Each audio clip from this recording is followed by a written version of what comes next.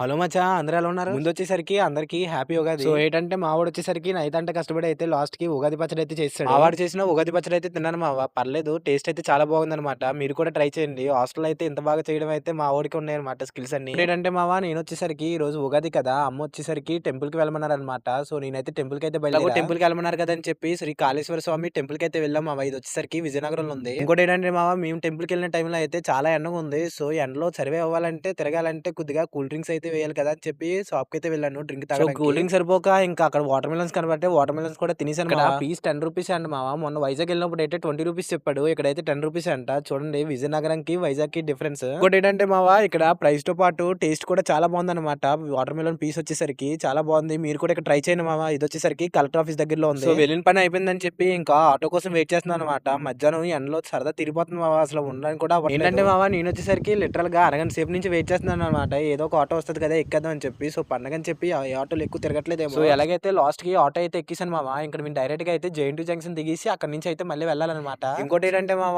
Auto దొరికిందని ఆనందపడాలో, లేకపోతే JNTU junction నుండి మా హాస్టల్‌కి అయితే 1.5 కిలోమీటర్స్ దూరం నడాలో ఈ ఎండలో అని చెప్పి బాధపడాలో అర్థం కాలేదు. ఇలా ఆలోచిస్తున్నానో లేదో అలాగైతే జేఎన్‌టీయూ జంక్షన్ అయితే వచ్చేసింది మావ. సో, అయితే మేమైతే అక్కడ దిగిపోయాం. ఏంటంటే మావ ఇలా ఆలోచిస్తే ఇంక మనం వెళ్ళినట్టు అని చెప్పి ఇంకైతే మేమైతే బయలుదేరిపోయాం అనమాట. ఏదో ఒక విధంగా వెళ్ళిపోదామని చెప్పి. లాస్ట్‌కి హాస్టల్‌కి అయితే వెళ్ళిపోయాను మావ. ఈ రోజుకైతే ఇంతే మరి. మీరు కూడా ఈ రోజు ఎలా ఎంజాయ్ చేశారో కామెంట్ బాక్స్‌లో అయితే చెప్పండి. Bye bye.